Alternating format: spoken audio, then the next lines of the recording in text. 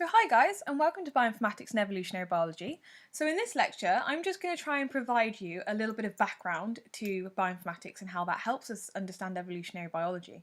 So I'm going to start off with something that I'm sure you're quite familiar with. We're going to start off with just evolution in general. So for centuries, scientists have been trying to understand how organisms are related and how they have evolved. Now this is because understanding the evolutionary history of organisms can be very important for other branches of biology. So this includes agricultural biology, so understanding the evolution of our crops, medical biology, understanding the evolution of the pathogens that kill us, so we can look at the evolution of the pathogens themselves as well as the evolution of things like antibiotic resistance, which is like a hot topic right now. And then we've got things like conservation biology. So if you take the biodiversity course, this is something we actually go into. So understanding evolution is clearly beneficial for, in fact, most branches of biology, I would say, if not all. So how is the evolutionary history and relationships of species actually decided? So this brings us into taxonomy, and taxonomy is one of the oldest sciences, and it's devoted to understanding the relationship between species and their evolutionary history. So taxonomy is the science of classifying living organisms into groups, and is based on the binomial system that was first proposed by Carl Linnaeus in 1735. So binomial in biology means two-part name, so Homo sapien.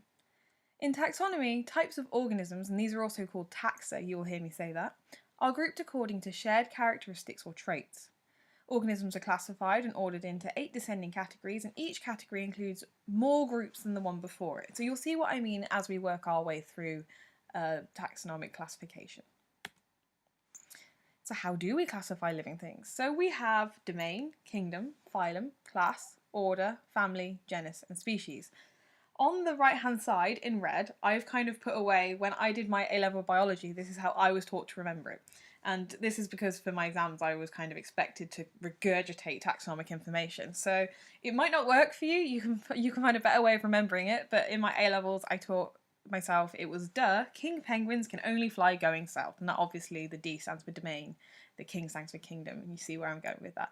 So if you have to remember that for some kind of exam, I just thought that'd be really interesting to throw in there. Maybe that'll work for you, but there are better ones out there. So don't worry if you come across a different one and you prefer that one.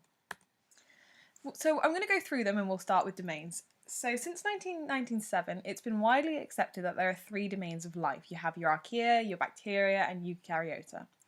Archaea and bacteria, and they only contain prokaryotic single-celled organisms with no nucleus, so they look very similar. And the eukaryotes contain organisms with nucleus and membrane-bound organelles, so that would be us. Good start. And this here is a very typical domain tree. And here he represents the common ancestor of all living things, which we don't know what that is, and hopefully one day we'll discover it. That'll be very exciting. Next up is kingdoms. If you're in the United States, you will recognise 6 kingdoms, and if you're from anywhere else that I'm aware of, we recognise 5. So I'm in the UK, so we recognise 5. So we're going to discuss 5 from now on. We have Animalia, which is animals, Plantae, which are plants, Fungi, which are very self-explanatory, which are fungi, Protista, I think that's how that's pronounced, which are protists, and Prokaryote, I think, or they're also called Monera. I'm not very good with Latin names, I do apologise, and they are your prokaryotes. And over here we've just got representative examples of each. I'm sure you can tell which one belongs to which. Kingdoms is a quite self-explanatory one.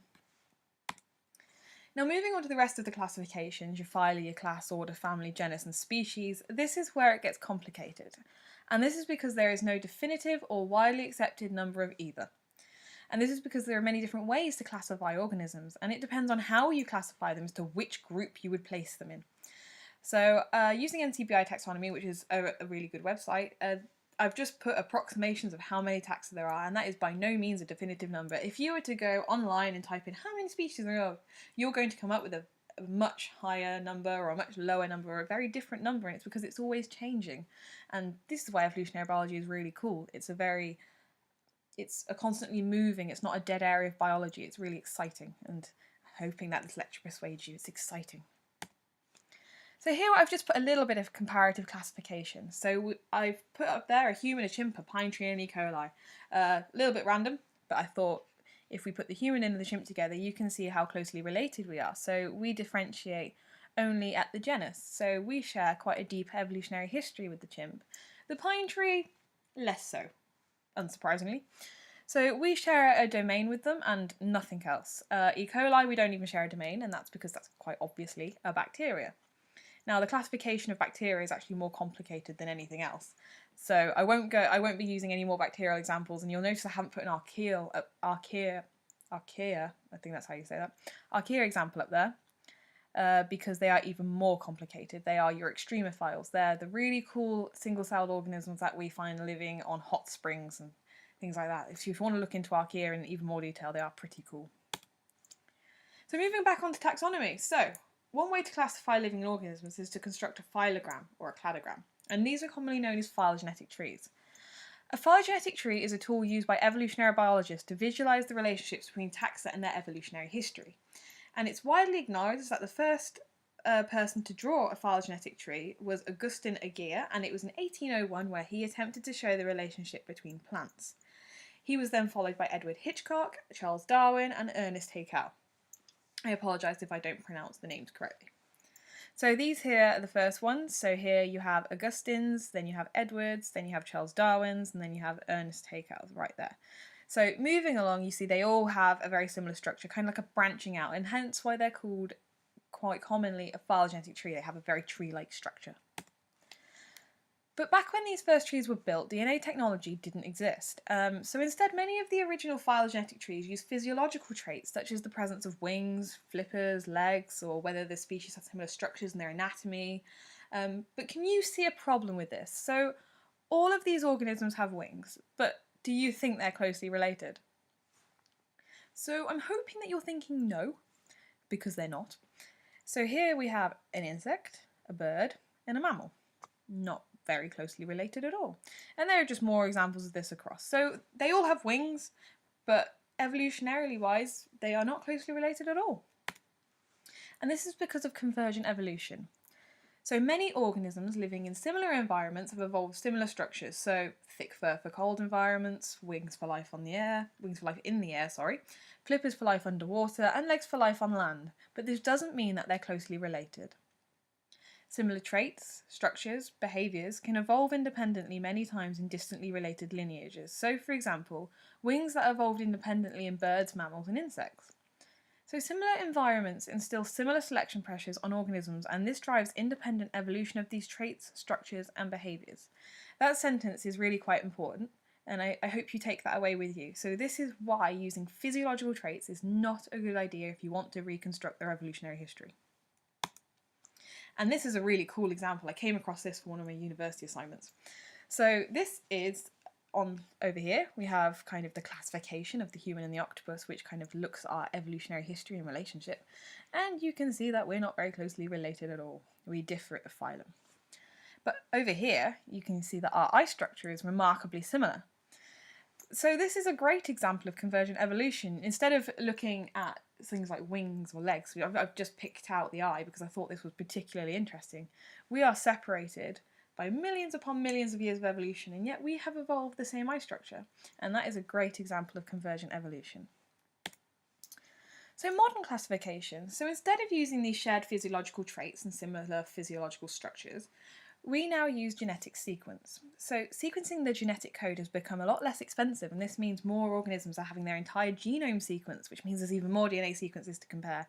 And this is especially interesting for me. This is where my master's topic comes in. I do genomics as my master's, and if there's something you're interested in, do please suggest it on the forum, and I can obviously come up with a course to teach as much as I can about that. So we actually use genetics. So we can reconstruct evolutionary history using the genetic code of organisms, and we're going to move on, and in your practical you're actually going to be doing this. We base phylogenies using genetic code on the basis that organisms that are closely related will have a more similar genetic sequence with each other than with organisms that are distantly related to them. So here is just a very made up set of DNA. So I haven't given names to the taxa, I've just assigned them 1, 2 and 3 in the hope that that might be a little bit easier for you to understand. So as you can see here, I've kind of coloured in the differences, so hopefully that's clear to you. 1 and 3 are identical at 25 out of 28 nucleotide positions, 1 and 2 are identical at 21 out of 28 nucleotide positions, and 2 and 3 are identical at 21 out of 28 nucleotide positions. So this is a relatively easy tree to solve. 1 in 3 are clearly more distantly related, and 2 is your outlier. It doesn't fit in that group, as it were. So if you can understand that concept, you have grasped the most basic concept of phylogenetics. Well done you. If you are struggling, do feel free to chat about it on the forum. So now we know how to use our DNA to build a phylogenetic tree. What can a phylogenetic tree tell us about our own species? So in this slide, I've just put everything together, very basic made up phylogenetic tree here, and I've labelled all of the important structures that you will need for your practical later. So you've got your common ancestry, speciation events, we'll go into that in a little bit more detail. You've got your sister species or taxa, so they're called sister because they're next to each other in the phylogenetic tree. And these are your present day species and time, and it's often in millions of years. I'd be surprised if you saw anything else. If you see a phylogenetic tree drawn in a different way, don't panic. They are drawn in lots and lots of different ways, it's fine. For the purpose of what we're doing, I will be sticking to these. I find them much easier to interpret myself, and I think they are better for an introduction into phylogenetics. So we'll be sticking with these, but don't panic if you come across anything else. I'm just going to go through a few key terms that you're going to need to know for your practical. So outgroup species. So we use outgroup species to root a phylogenetic tree, and that's this in red here. An outgroup species is distantly related to the other species in a phylogenetic tree. By having an outgroup, the phylogenetic software can reconstruct the evolutionary history of our species, and that helps form the internal nodes. You may come across other people using the term root species instead of outgroup. That's absolutely fine. You can use whatever term you like. So what does the phylogenetic tree show you? So we have the external nodes that are in purple, so that's very similar, to these ones, present day species, they're your external nodes. So external nodes tell you where the present day, also called extant by the way, and their relationships between one another, and internal nodes are in red, and internal nodes tell you about how the present day species got to where they are today by showing the speciation events. And here again are your common ancestor and speciation events. We will be going into more detail just now. So speciation events are when one species splits into 2 or more. It is the driving force behind Earth's astonishing biodiversity. What I want you to do is I want you to pause this video and I want you to watch the educational video by Cornell University on speciation, and that should be just below this presentation. Exit out of full screen, it should be just below. It's called bonus video, and the reason I want you to go ahead and watch that is because it's an absolutely beautiful animation that explains what can be a kind of complex concept to get across, and it does it wonderfully. So if you could pause this video and go and watch that, that would be wonderful. So hopefully you've paused the video and watched the video on speciation. If not, okay, please do watch that before we go on to our practical. So sister taxa, they refer to the closest relative of a taxon on the phylogenetic tree. So here, 1 in 3 would be sister taxa, and that's obviously from our example earlier. A clade is a group that includes a common ancestor and all of their descendants. So A and B and their common ancestor makes a clade, but B and C do not. So clades in more detail, I don't want you to worry about this too much. This is just because if you are interested in phylogenetics and you go out there and you do your own bit of Googling, you will come across these terms, and I just want to introduce you to them. So you've got a monophyletic clade, which includes an ancestor of all of its descendants. You've got a paraphyletic clade, includes an ancestor and some, but not all of its descendants. And you have a polyphyletic clade, includes 2 convergent descendants, but not their common ancestor. And at the bottom there are just some examples. So A, B and C share a common ancestor. So for example, taxon A is highly derived and looks very different from B, C and the ancestor. And taxon A and C share similar traits through convergent evolution. So they're just an example of when clades might be used if you go in and you decide to do a little bit more research on phylogenetics. But I won't be going too much in detail for them. So common ancestors, so A and B has a common ancestor here, and this is the common ancestor of A, B, C and D. Ancestral lineages. So this I kind of view like a journey. So if we were going on a journey through the tree and you follow a road, that gives you ancestral lineage. So I'll explain what I mean. So if we start, this is the beginning road, we have the ancestral lineage of A, B, C and D, and that's because you can get to A, B, C and D through this road. You can go that way or you can go that way. So if we go this way, this is the ancestral lineage of C only because this branch takes us only to C. This is the ancestral lineage of A and B because this branch takes us to both A and B. This is the ancestral lineage of B only because once again the branch takes us to B, and this is the ancestral lineage of A only because that only takes us to A. So hopefully that makes sense to you. So that's the end of our key terms. I won't be using any more than I've already explained. If you do a little bit of research and you come across something you're unsure of, then do feel free again to discuss it in the forum. So we're going to move on to extinct species, and this is because we're going to come across this. We cannot include most extinct species in phylogenetic trees.